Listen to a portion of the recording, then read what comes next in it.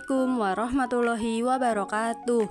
Perkenalkan, nama saya Nurul Habibah dengan NIM 228105064 dari kelas 6B Tadris Matematika.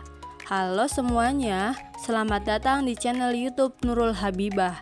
Tempatnya belajar matematika jadi lebih mudah dan menyenangkan.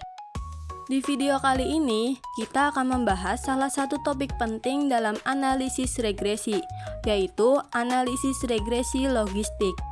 Analisis ini digunakan untuk mengetahui apakah ada pengaruh antara variabel X terhadap variabel Y, di mana variabel dependen berskala dikotomis atau data kategorikal, seperti iya atau tidak, lulus atau tidak lulus. Data ini sebenarnya hampir mirip dengan analisis regresi dummy. Bedanya, pada analisis regresi dummy, variabel independennya yang bersifat kategori dan diubah menjadi bentuk numerik atau biasanya 0 dan 1, jenis kelamin, dan lain sebagainya. Menariknya, regresi logistik tidak memerlukan data yang berdistribusi normal, jadi kita tidak perlu melakukan uji normalitas. Tujuan utamanya adalah untuk menguji apakah probabilitas terjadinya suatu kejadian pada variabel terikat bisa diprediksi berdasarkan variabel bebas. Yuk kita pelajari bersama-sama dengan penjelasan yang sederhana dan mudah dipahami. Oke, sebelum kita membuka SPSS-nya, kita lihat dulu nih judul penelitiannya. Judul penelitiannya adalah pengaruh pelayanan, kualitas produk, dan jaringan internet terhadap kepuasan pelanggan. Dari judul ini, kita bisa lihat bahwa X1 adalah pelayanan, X2 adalah kualitas produk, X3 adalah jaringan internet, dan Y-nya adalah kepuasan pelanggan. Kalau begitu, langsung saja kita praktikkan bersama menggunakan SPSS untuk melihat bagaimana analisis regresi logistik ini dilakukan. Seperti biasa, kita mulai dulu dari tampilan variabel view. Di sini kita beri nama untuk masing-masing variabel, yaitu X1, X2, X3, dan Y.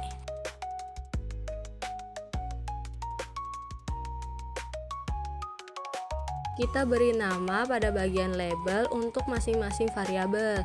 X1 adalah pelayanan, X2 adalah kualitas produk, X3 adalah jaringan internet, dan Y adalah kepuasan pelanggan.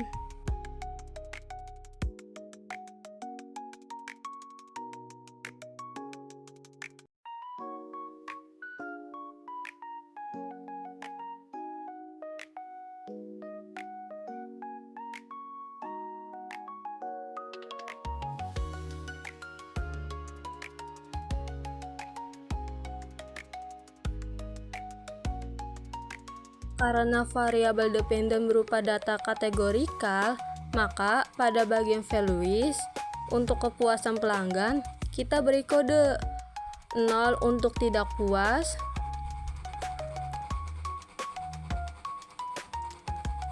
dan 1 untuk puas.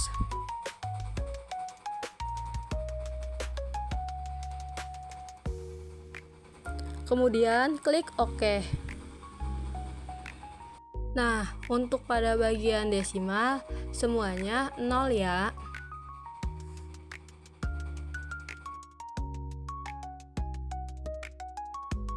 Untuk bagian measure, variabel X1, X2, dan X3 kita atur sebagai scalar karena datanya bersifat numerik.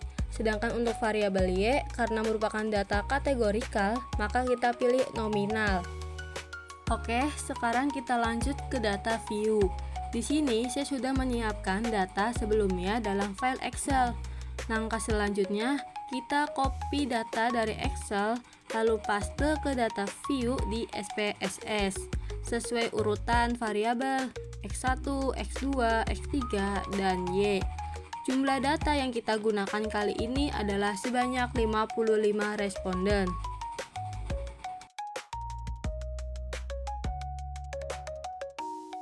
Oke, langsung saja kita mulai analisisnya. Pertama, klik menu Analyze, lalu pilih Regression, dan klik Binary Logistic.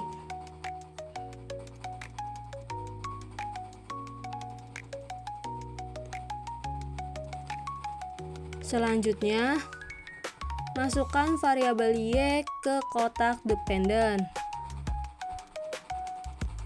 dan variabel X1, X2, serta X3 ke kotak covariance.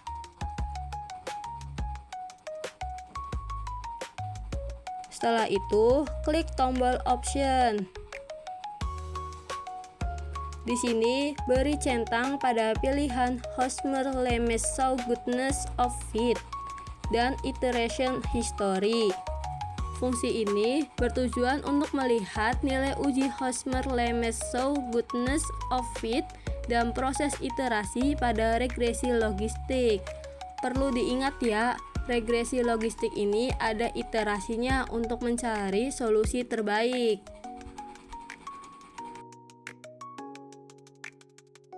Kalau sudah, klik Continue, lalu pilih OK.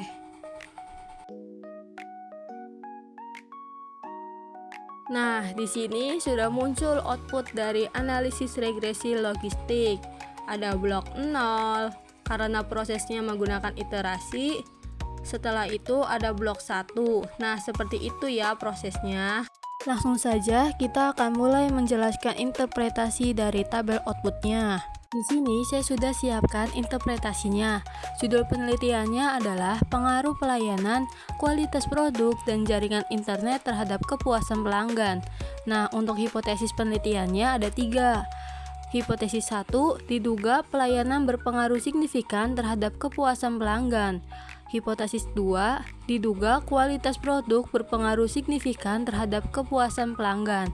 Hipotesis 3, diduga jaringan internet berpengaruh signifikan terhadap kepuasan pelanggan. Oke, lanjut kita ke tabel pertama. Di sini ada tabel Cache Processing Summary. Artinya, jumlah data yang kita masukkan tadi ada 55. Jadi, N di sini menunjukkan bahwa ada 55 responden yang dijadikan sampel.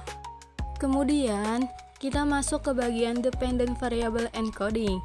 Nah, tabel ini menunjukkan kode untuk variabel dependent. Kode 0 artinya tidak puas dan kode 1 artinya puas. Kode yang sudah tadi kita masukkan. Kemudian, kita lanjut ke blok 0. Nah, di sini terlihat proses iterasinya. Ada step 0.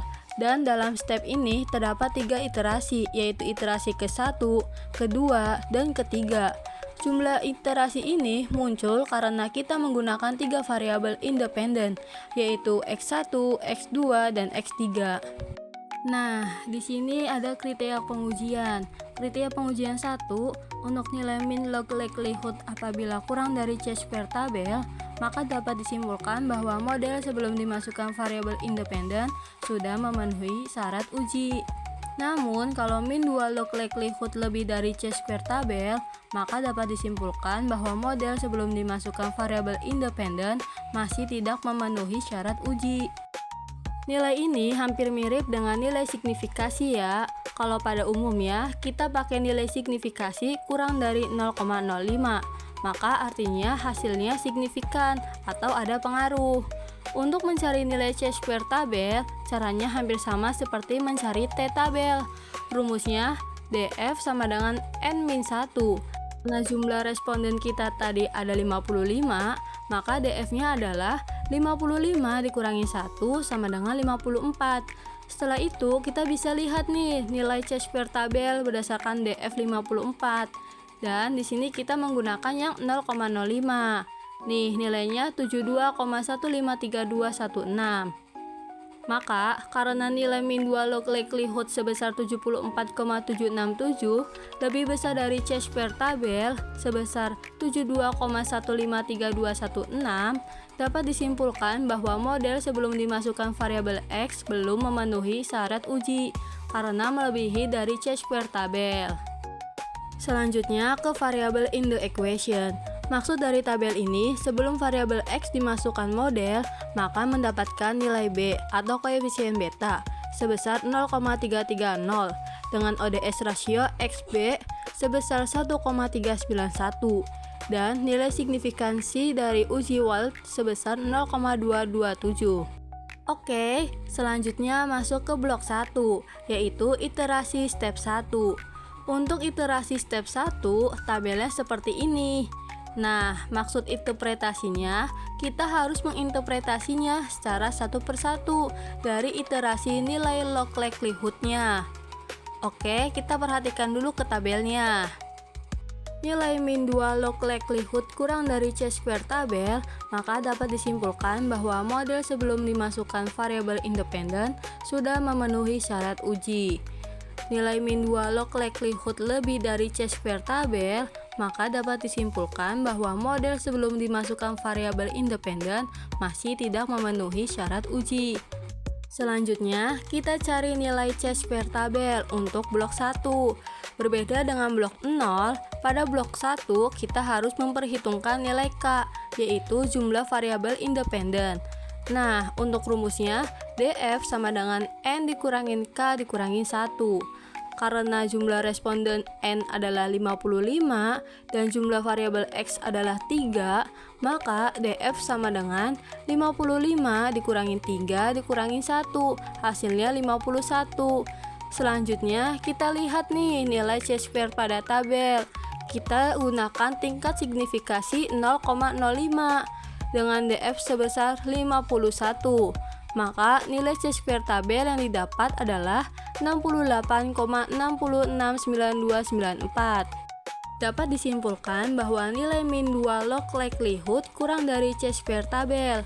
Kenapa kurang? Kita lihat di sini nilai min 2 log likelihood sebesar 58,310. Nah, ini sudah berkurang dari 68,669294. Maka dapat disimpulkan model sesudah dimasukkan variabel X sudah memenuhi syarat uji. Lanjut, kita ke tabel Omnibus Test of Model Coefficient. Untuk interpretasinya, jika kriteria pengujian nilai SIC kurang dari 0,05, maka dapat disimpulkan berpengaruh secara simultan. Nah, sama dengan uji regresi pada umumnya. Di sini nilai SIC-nya 0,001, maka sudah kurang dari 0,05. Maka dapat disimpulkan berpengaruh secara simultan atau bersama-sama terhadap variabel dependen. Lanjut, ada model summary.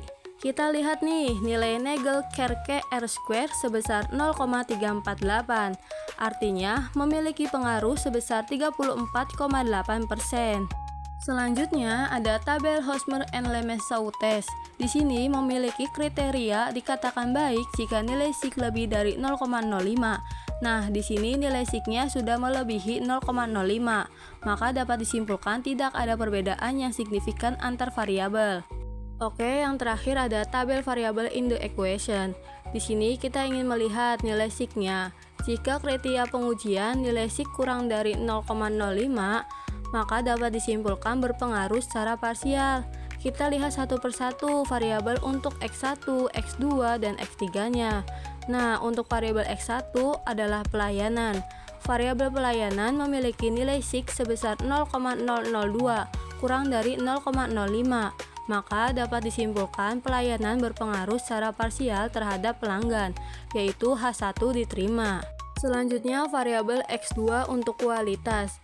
Variabel pelayanan memiliki nilai SIC sebesar 0,614, lebih dari 0,05, maka dapat disimpulkan kualitas produk tidak berpengaruh atau tidak memiliki pengaruh secara parsial terhadap kepuasan pelanggan. H2 ditolak. Selanjutnya, variabel X3 untuk jaringan internet. Variabel jaringan internet memiliki nilai SIC 0,189, lebih dari 0,05, maka dapat disimpulkan jaringan internet tidak berpengaruh atau tidak memiliki pengaruh secara parsial terhadap kepuasan pelanggan, maka H3 ditolak. Oke teman-teman, itu tadi penjelasan kita tentang analisis regresi logistik, mulai dari pengertian, langkah-langkah di SPSS, hingga interpretasi hasil outputnya. Semoga penjelasan ini bisa membantu kalian memahami konsep regresi logistik dengan lebih mudah dan jelas. Terima kasih sudah menonton sampai akhir, sampai jumpa di video berikutnya dan tetap semangat belajar. Wassalamualaikum warahmatullahi wabarakatuh.